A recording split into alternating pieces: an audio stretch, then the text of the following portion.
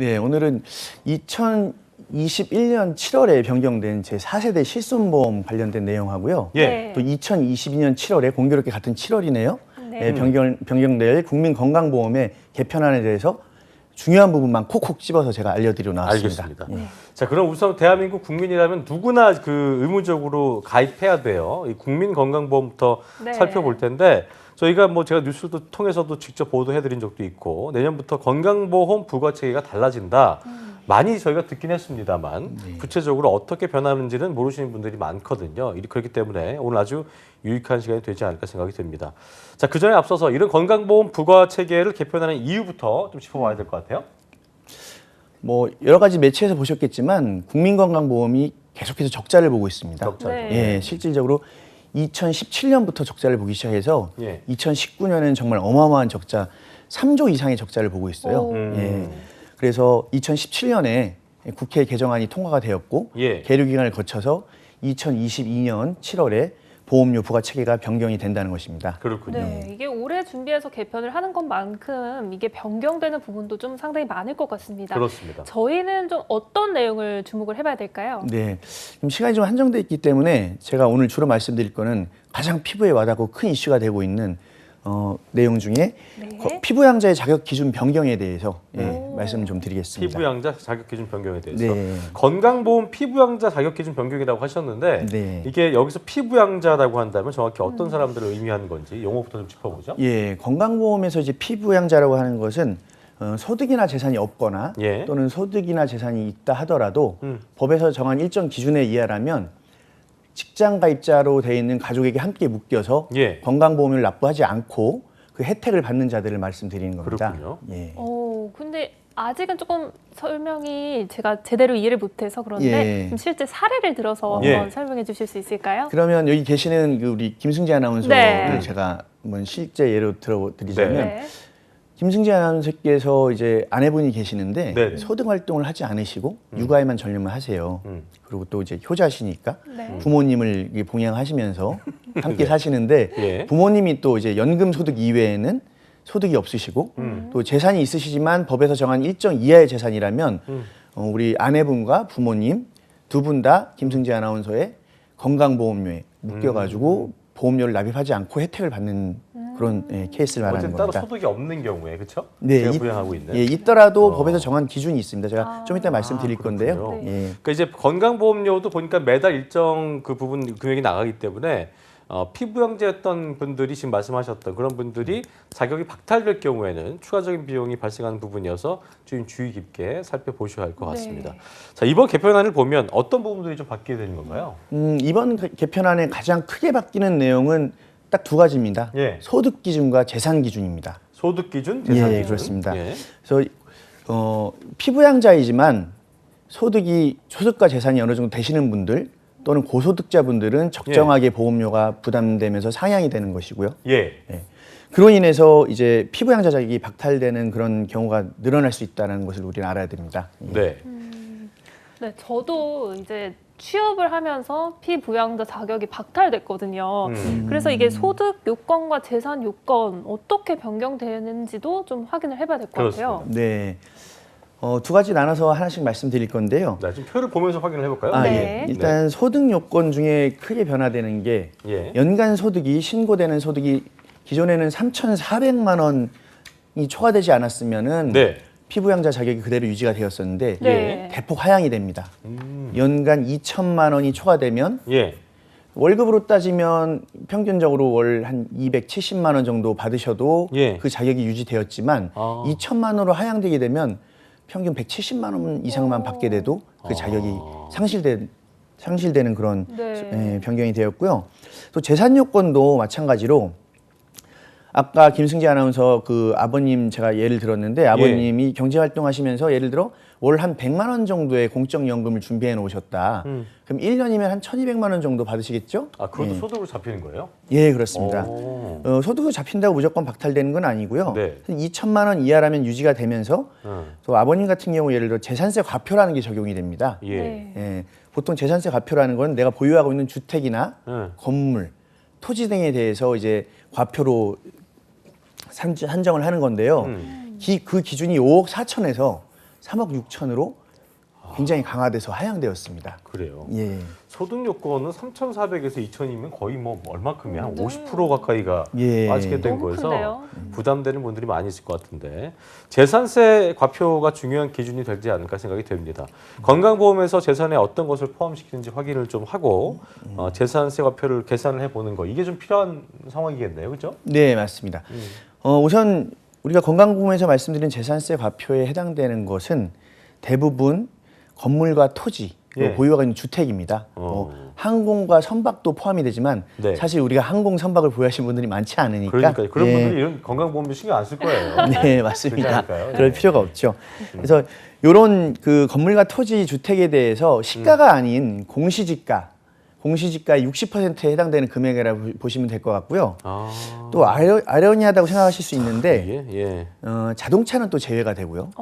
예, 자동차가 한 10억짜리면 어떻게 예, 상관없습니다. 상관없습니까? 예, 전월세 보증금도 제외가 되고요. 예, 그래서 말씀하신 대로 그래도 차테크 하신 분도 계시겠네요.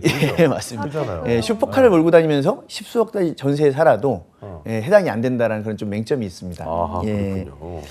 그렇군요. 근데 예. 어떤 분들이 이 건강보험 부과체계 개편에 따라서 피부양자 자격을 상실하게 될지 좀 예를 들어서 네, 한번 설명을 예를 좀 해주셨으면 들어보죠. 좋겠어요. 아까 그 표에 말씀드린 거를 잠깐 제가 말씀드리자면 또 김승재 아나운서님 아버님 네. 한번 뵙지도 못했는데 좀 예를 아직도 들겠습니다. 일하고 계신데 우리 예. 아버지. 예. 아버님이 월 100만 원씩 공적연금을 받으신다 하면은 1년이면 얼마죠? 1200. 예, 네. 산수 잘하셔야 됩니다. 네. 1,200만 원 받으시는데 거기에 아버님이 약 8억 원짜리 주택을 보유하고 계세요. 네. 공시지가로. 그러면 아까 제가 과표는 60%라고 말씀드렸죠? 네. 그러면 얼마일까요? 4억 8천이죠. 맞죠. 예. 그럼 변경되기 기준이 5억 4천이기 때문에 그 이하니까 피부양자 자격이 박탈이 안 됐었어요. 오. 그런데 기준이 얼마로 낮아졌죠? 3억 6천. 저희가 3억 아까, 6천으로 네. 낮았습니다. 그럼 4억 8천 초과하는 금액이기 때문에 아버님은 안타깝게 상실이 되시는 그런 상황이 오시게 되는 겁니다. 이렇게 예. 상실되는 분들이 꽤 계실 것 같은데 네. 건강보험에서 재산에 포함시키는 게 아까 지금 말씀하신 대로 대부분 부동산인데 네. 최근에 이제 부동산 값이 급등을 또 했기 때문에 이럴 경우에도 자격 상실되는 분들이 엄청나겠는데요? 네, 안 그래도 당초에 어. 그 여러분 개편안이 발표됐을 때 정부에서 예측을 했어요. 개정안이 시행되면 약 한 58만 명 정도가 자격 상실이 되지 않을까 아, 진짜 많네요. 했었는데 네. 다 알다시피 부동산 가격이 뭐 예측할 수 없을 정도로 폭등을 했지 않습니까? 네. 그래서 당초 예상보다 훨씬 더 웃도는 숫자가 될 것으로 지금 예상이 되고 있습니다. 사실 58만 명이면 정말 엄청난 숫자잖아요. 그래서 해당되시는 분들이 지금 시청자분들 중에서도 있을 것 같아요. 그러면 네. 있습니다. 네, 예. 좀 저희가 확인을 어떻게 미리 해볼 수 있는 그런 방법이 있을까요? 네, 있죠. 예. 직전 연도 소득과 현재 재산을 알아볼 수 있는 방법이 있는데요. 예. 누구한테 물어보거나 내가 혼자 그냥 예측하지 마시고 네. 국세청에서 운영하는 홈택스라는 네. 들어보셨죠? 네, 네. 예, 홈택스 또 알죠. 행정안전부에서 운영하는 위택스라고 또 있습니다. 네. 텍스. 나의 소득은 이제 홈택스에서 한번 알아보시면 좋을 것 같고요. 재산 요건, 재산세 과표는 위택스를 통해서 알아보시면 정확하게 파악을 할 수가 있습니다. 그렇군요. 내가 이제 피부양자 자격이 박탈될 것 같다 하시는 분들은 우리 건강보험 홈페이지에 들어가 보시면 모의 예측 프로그램이 있습니다. 네. 제가 한번 들어가서 해봤는데요. 네. 또다시 김승재 아나운서 아버님 같은 경우 8억 원짜리 집을 소유하고 계시고 네. 연 이제 그 소득을 한 1,200만 원 정도 받고 계시는 분들이면 월 20만 원에서 25만 원 정도 부과가 된다 보시면 될 것 같습니다. 이게 적지 않은 금액이죠. 내지 않다가 월 20만 원 이상을 큰 내시려고 거죠. 하시면 소득이 없는 상태에서 힘들고 또 나는 가만히 있는데 부동산 가격이 폭등을 해서 그렇게 될 네. 경우에는 생각이 굉장히 나는 건데 좀 나는 그냥 살기만 했던 건데 그런 분들이 집이 오는 거지 뭐 내가 어떻게 하는 게 아닌데 네. 그런 분들 진짜 좀 부담되시죠. 억울한 부분이 많죠. 그래서 그러니까요. 작년 같은 경우도 이런 분들을 대상으로 해서 1년 동안 건강보험료를 50% 경감해주는 그런 정책이 좀 실시가 되긴 했었습니다. 네, 이 올해는 어떻게 될지 한번 지켜봐야 될 것 같습니다. 그렇네요. 내년 7월 개편 예정인 국민건강보험에 대해 저희가 알아봤는데 자 그렇다면 이번에는 올해 7월 출시된 4세대 실손보험 얘기를 좀 해보겠습니다. 네. 제 주변에서도 보면 아까 우리 이 위원님께서 말씀하신 대로 이걸로 고민하시는 분들이 많이 계신데 새로운 실손보험을 좀 갈아타야 되는지 아니면 기존 걸 좀 유지하는 게 나은지 보험 전문가시기 때문에 단장님께서 어떻게 좀 저희가 생각하고 계신지 예, 한번 들어봐야 그 될까요? 네. 바뀌고 나서 7월부터 지금까지 이 질문을 뭐 수백 번 받는 것 같습니다. 예. 그렇죠. 저도 속 시원하게 말씀드리고 싶은데 네. 정답은 없습니다. 네. 제가 차차 말씀드린 내용을 보고 개인의 상황에 맞게 좀 판단을 하셔야 될 것 같습니다. 네. 예. 근데 실손보험 앞에 4세대라는 말이 붙었는데 4세대 이거 무슨 뜻인지는 잘 뭔가 바뀌는 게 모르겠는데 있다는 얘기인 네, 건데. 어떤 네, 그렇죠. 의미인가요? 예. 기본적으로 4세대 하니까 이제 네 번째 바뀌었다는 뜻입니다. 예. 일단 실손보험은 우리가 실제로 지출한 금액을 보장받는 보험이고요. 네. 네. 가입자 수가 지금 4천만 명에 육박하고 있는 우리가 가장 우리에게 필요하고 도움을 많이 줄 수 있는 중요한 웬만한 사람 보험이죠. 다 들어있는 거예요. 그렇죠. 예. 네. 들 수 없는 분들만 빼고 네. 전부 다 들었다고 보시면 되는데요. 지난 1999년도에 국민건강보험으로는 전부 이제 그 혜택을 볼 수 없고 또 개인의 의료비 부담을 좀 경감시키기 위해서 제 1세대가 출시가 되었고요. 1세대고요. 예. 이게. 그로부터 10년 후인 2009년도 10월에 2세대가 출시가 되었고요. 네. 또 8년 후인 2017년도 4월에 3세대, 그다음에 4년 후인 가장 최근 2021년도 7월에 4세대까지 출시가 된 것입니다. 예, 네. 그래서 세대별로 바뀐 내용은 뭐 큰 어려운 내용은 없고요. 딱 두 가지예요. 이제 보험회사에서 급여와 비급여 보험료를 어느 정도 부담을 해줄 거냐. 반대로 소비자들한테 어느 정도 부담을 시킬 거냐. 요 두 가지가 가장 중요하게 예, 바뀌게 된 거고요. 특히 3세대에서는 네. 가장 많이 청구가 되고 있는 도수치료, 그다음에 MRI, 또 비급여 주사제 이런 것들이 또 별도로 분리가 돼서 보험료를 책정했다는 것이 좀 특징으로 나타나고 있습니다. 그렇군요. 네. 예, 근데 그래서 저에게 이제 네. 좋아진 것이냐 나빠진 거냐 물어본 분들이 계시는데 음. 우리가 기본적으로 알아야 될 것은 이런 세부적인 내용보다 좀 큰 틀을 좀 아셔야 될 것 네. 같아요. 음. 예. 이렇게 개편되는 이유는 딱 하나입니다. 음. 예. 손해보험사가 또는 보험사가 지금 손해를 극심하게 보고 있다는 얘기예요. 그렇죠. 예. 피해를 많이 보고 있다. 그 회사 입장에서. 그렇죠. 그래서 네. 실손보험의 손해율이 150%까지 이렇게 올라갔는데요. 음. 손해율이 150%라는 얘기를 혹시 이해가 가실까요, 김 그 부장님? 얘기를 좀 설명해 주세요. 예. 예. 손해율이 150%라는 건 음. 우리가 고객들로부터 보험사가 걷어들인 이제 보험료가 1,000억이라고 따진다면 네. 나가는 돈은 나가는 돈은 1,500억인 거죠. 적자가 500억의 적자가 난 500억이 거예요. 펑크가 난 예. 거네요. 자, 그럼 생각해 보시면 오. 기본적으로 손해가 나서 제도를 변경하는 건데 소비자들한테 좋게 바뀌었을까요? 예, 좋게 바뀌었을 리는 없죠. 네. 기본적으로 소비자의 부담이 많이 늘어났다. 어. 그걸 좀 아시고 세부적인 내용을 좀 살펴보시면 좋을 것 같습니다. 그렇네요. 네, 예. 저 같은 주민 경우에는 입장에서, 네, 실손보험이 가입되어 있지는 않은 상태인데 저는 병원을 그렇게 자주 가는 편은 아니거든요. 근데 이게 또 개편이 되고 하면 실손보험을 어떻게 가입을 하는 게 나은가요? 아니면 어떻게 하면 좋을까요? 실손보험은 아까도 말씀드렸듯이 무조건 가입해야 되는 가장 첫 번째 보험입니다. 어. 예, 언제 어떤 일이 발생할지 모르기 때문에. 그렇죠. 네. 그리고 뭐 말씀하신 거죠? 병원을 뭐 안 갈 수가 없으니까 보통 뭐 네. 빠르신 분들은 뭐 40세 이후부터 뭐 여러 가지 병이 생기고 그렇죠. 예, 그렇기 때문에 미리 가입을 좀 해두셔야 되는 게 맞는 거고요. 네. 예, 우선은 이제 4세대 실손보험의 가장 큰 특징에 대해서 좀 말씀드릴게요. 네, 네, 네. 바로 보험료 차등제입니다. 네. 예. 기존까지는 굉장히 불합리했어요. 나는 병원을 한 번도 가지 않았고 청구를 해본 적이 없습니다. 근데 보험료가 매년 올라요. 네. 그 이유가 뭔고 하니 다른 분들이 과잉 진료를 받고 병원을 많이 가셨기 내가 때문에 그런 게 아닌데. 네, 맞아요. 굉장히 불합리했죠. 그 부담이. 예, 요번에 이제 그것이 좀 바로 잡혔다라는 좋은 내용이 있고요. 네. 우리가 자동차 보험을 한번 생각해 보시면 좋을 것 같아요. 네. 자동차 보험 생각해 보시면은 사고가 많이 나고 법규 위반을 많이 하신 분들은 이제 보험료가 많이 올라가잖아요. 네. 근데 이제 그렇죠. 법규도 잘 지키시고 이제 사고가 많이 없으신 분들은 또 할인도 해드리고 네. 보험료가 동결되는 그런 건데 그거랑 똑같이 이제 실손보험도 적용이 되었다고 보시면 될 것 같습니다. 예. 좀 이게 차별 본인이 이제 뭐 크게 쓴 것이 없다면 병원을 네. 많이 들리지 않았다면 좀 줄 수도 있는 거고 그렇지, 많이 쓴 그렇습니다. 분들은 또 늘는 거고 예. 그런 어떤 고무줄 탄력이 좀 생겼다 이렇게 네. 볼 수 있을 것 같고 네. 자 그러니까 이제 뭐 말씀하신 대로 그 지금 그 말씀이신 건 그러니까 적게 가면은 뭐 적게 내는 거고 네. 이 말인 건데 그런 분들이 있어요. 지금 이제 실손보험은 꼭 해야 된다 말씀하셨지만 나는 병원 한 번도 안 간다. 나는 건강하다. 다치지도 제가 않아. 그렇거든요. 그래요? 네. 그게 이제 20대 때도 또 모르는 얘기니까. 이런 분들은 실손보험료 되는 게 아깝다는 분들 계시거든요. 이거 어떻게 얘기해야 될까요? 네, 맞습니다. 제가 뭐 결론적으로 좀 말씀을 드리자면은 제가 또 준비한 표가 있는데 한번 네. 띄워주시겠습니까? 띄워주시죠. 예. 네. 그런 분들을 위해서는 일단 보험료를 할인해주는 제도가 이제 생겼습니다. 네. 전혀 젊은 분들은 우리 김규리 아나운서 같은 경우 네. 병원을 가실 일이 없으죠. 너무 이제 그 건강 관리 잘하시기 때문에 그런 분들이 이제 5% 정도 할인이 되시고 5%. 이제 고객군을 다섯 등급으로 나눠서요. 네. 2등급은 이제 100만 원 이하, 1년에 100만 원 이하 청구하시는 분들, 3등급은 100만 원에서 150만 원, 4등급은 300만 원 미만, 5등급은 300만 원 이상 해서 최대 300%까지 할증이 되게 되겠습니다. 300%요? 예.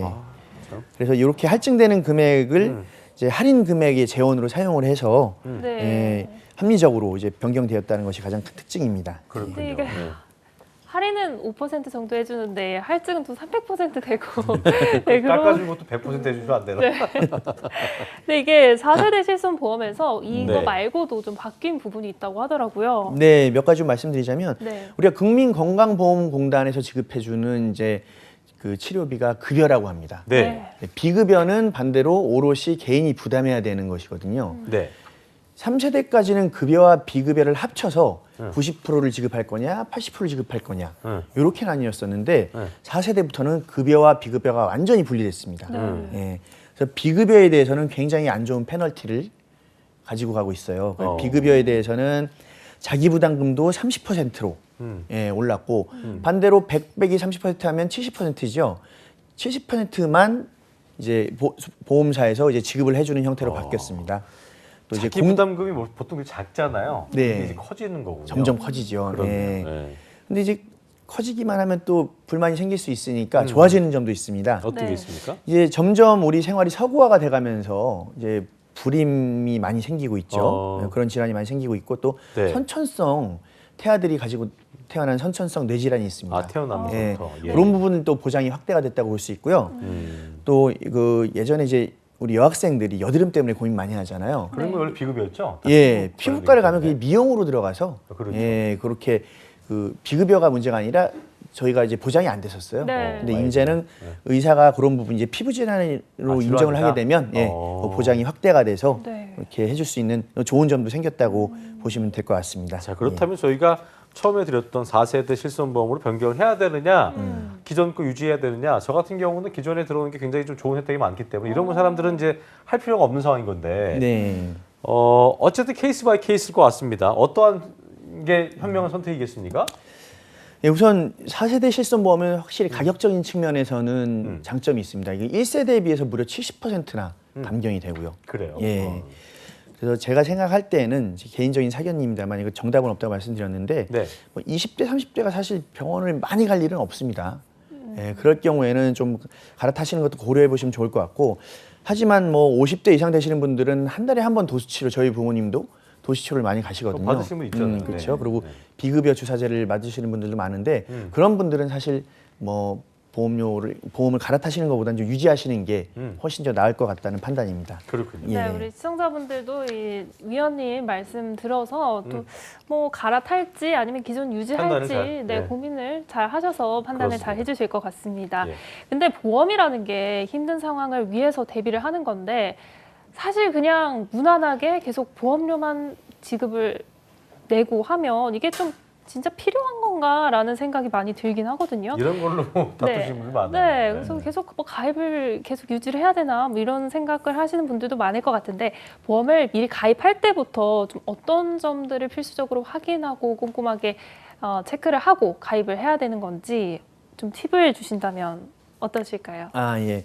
우선은 보험은 좋은 보험, 나쁜 보험이라는 건 사실 없습니다. 네. 나쁜 보험은 우리 금감원에서 허가 자체가 나질 않아요. 예, 그래서 제가 이제 효율적으로 보험을 가입하는 방법을 짧게 알려드릴 건데요.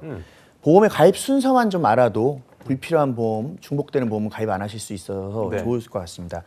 공교롭게 우리가 그 아프기 시작하면서부터 사망에 이르기까지 그 순서와 보험 가입 순서가 비슷합니다. 예. 예, 감이 잘 안 오시죠? 예.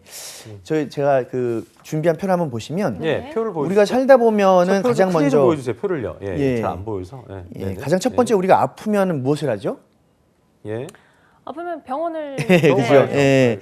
병원 가서 검사를 받고 간단한 질병이나 뭐 상해 같은 경우는 치료를 받고 그렇죠. 통원을 받으면 끝나죠. 네. 거기서 가장 필요한 것이 실손보험입니다. 실손보험, 네. 실비. 가장 먼저 들어야 되는 거고요. 예. 그런 검사 이후에 아무 이상이 없으면 좋은데 한국인의 가장 큰 3대 사망 원인 뇌혈관 질환, 심혈관 질환, 암 진단 그런 걸 받게 되면 굉장히 힘들어지죠. 이제 네. 그 경제 활동은 중지가 되고 내 병 치료를 위해서 전념을 해야 되는데 그럴 때 필요한 것이 또 진단비입니다. 그렇죠. 예. 진단비. 예. 예. 보통 이제 진단을 받게 되면 한 5년 정도 완치 기간을 보고 있어요. 네. 5년 정도의 소득을 그것으로 준비를 해야 되고요. 그 이후에 이제 수술과 치료를 받기 위해서 물론 건강보험과 실손 의료비에서 어느 정도 해소가 되지만 비급여 및 실손 의료비에서 보장되지 않는 초과되는 고액의 수술 비용에 대해서는 수술비와 입원비 담보가 꼭 필요하기 때문에 준비를 하셔야 됩니다. 또 그 이후에 예. 치료를 통해서 몸이 완치되면 좋지만 어떠한 뭐 사고로 신체 일부가 훼손된다거나 네. 질병으로 인해서 우리 그 신체 기능이 떨어졌을 경우 그것을 이제 보험에서는 후유장애라고 하거든요. 그렇죠. 예, 그런 후유장애 대비해서도 후유장애 담보가 필요하고요. 예. 그 이후에 후유장애가 이제 시작되게 되면 간병 기간이 이제 시작이 됩니다. 맞아요. 요즘에 네. 간병 살인이라는 것도 많이 이제 일어나고 네, 있는데 뉴스에서, 네. 네, 가족이 계속 붙어 있어야 되기 때문에 네. 그런 상태를 대비해서 또 간병보험을 좀 준비를 하셔야 되고 예. 또 마지막으로 이제 삶의 마지막 끈을 놓기 전까지 치료와 회복을 위해서 전념을 이제 했기 때문에 그 고스란히 그 비용들은 남아 있는 가족들에게 이제 전가가 됩니다. 그럴 때 이제 종신보험으로서 저 준비가 돼 있다면 남겨진 가족들에게 경제적인 도움으로 이제 될 것 같습니다. 그래서 뭐 실손보험이나 진단비조차도 준비가 안 돼 있는 젊은 이제 네. 그 네. 사회 초년생인데 네. 갑자기 뭐 간병비나 네. 사망보험금을 이제 권유하는 것들은 좀 잘못됐다고 볼 수 있겠습니다. 알겠습니다.